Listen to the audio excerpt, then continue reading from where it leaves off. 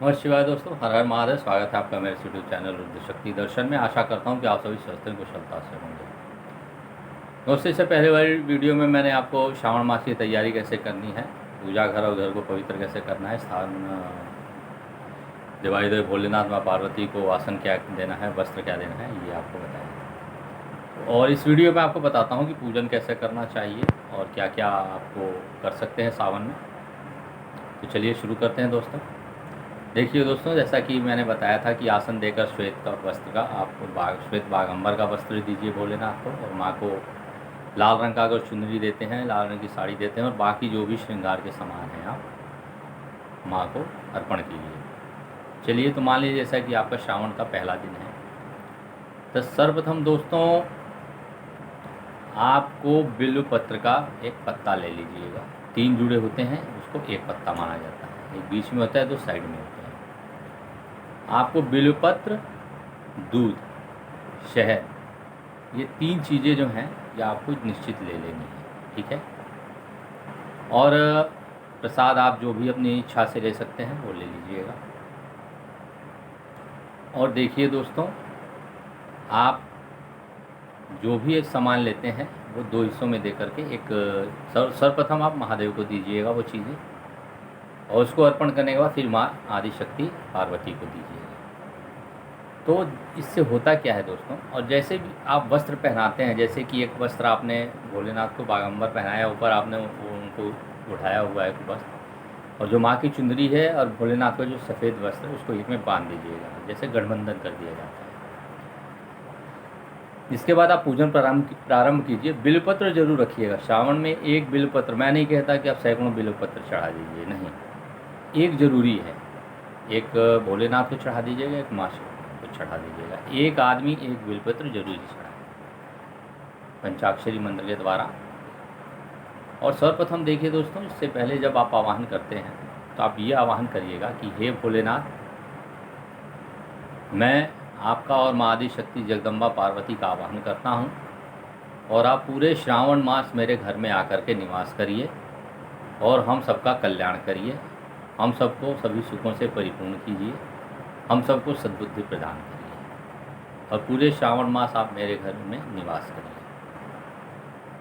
तो ऐसा आपको कहना है, क्योंकि जैसे आप कोई भी बात किसी से कहते हैं तभी वो कोई कार्य प्रगति पर होता है। जैसे मान लीजिए आप अपने माता पिता को ही प्रणाम करते हैं, जो आप कहेंगे तभी आपके माता पिता समझते हैं कि आप क्या करते हैं।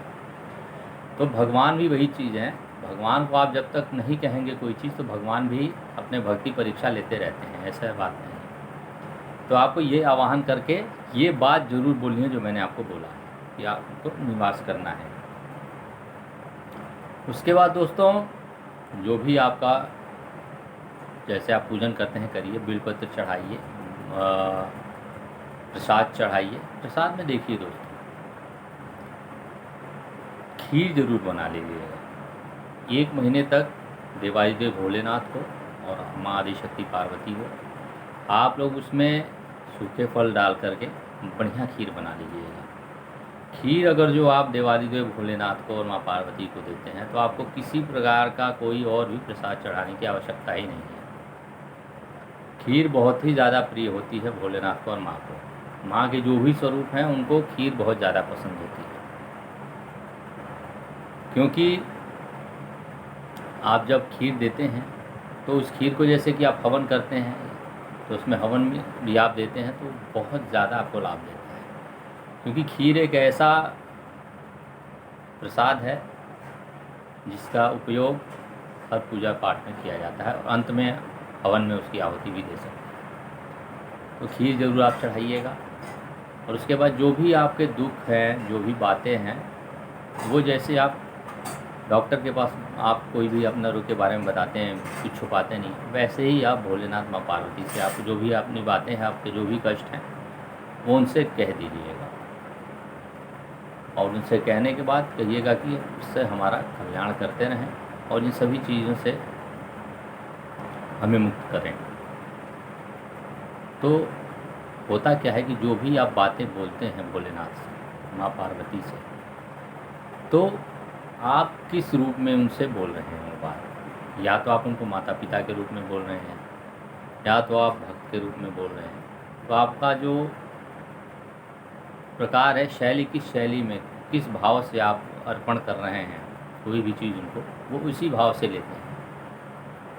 अगर जो आप पुत्र पुत्री बन के लेंगे तो ये सबसे अति उत्तम उपाय है दोस्तों। अगर जो आप उनको अपने को पुत्र पुत्री मान करके उनको अर्पण करते हैं माता पिता कह करके, तो उसमें आपसे कोई त्रुटि भी हो जाती है तो वो क्षमा कर देते हैं। अगर जो आप भूल जाते हैं कि क्षमा मांगने के लिए कोई भी चीज़, क्योंकि वो आप पुत्र पुत्रियों से गलती हो जाती है तो माता पिता उसके लिए क्रोध नहीं करते। ये सबसे सरल रूप है। अगर जो आप पुत्र पुत्री बन करके उनके आगे समर्पित हो जाते हैं तो आपकी छोटी मोटी जो भी आपसे भूल चूक हो जाती है उसके लिए वो क्षमा कर देते हैं, उसमें क्षमा मांगने की आवश्यकता नहीं। अगर जो आप भक्त बन जाते हैं तब वो आपको भक्ति की परीक्षा ले लेते हैं, पुत्र पुत्री से कभी परीक्षा नहीं लेते। अगर जो आप भक्त बन के अब वो भी सर्वश्रेष्ठ भक्त बनने की प्रयास करेंगे तो आपको इसी माया के लोक में घुमाते रहते हैं, क्योंकि माया के स्वामी हैं, साक्षात महामाया उनके साथ में है और उनको आप अपने अहंकार से खींचने की कोशिश करेंगे तो वो आपको इसी माया जाल में घुमाते रहेंगे। तो ये भक्ति है। भक्त आप बनते हैं तो ये आपको मिलेगा। तो स्वरूप है किसी भी चीज़ का, कैसे क्या करना है वो आपको। और देखिए दोस्तों,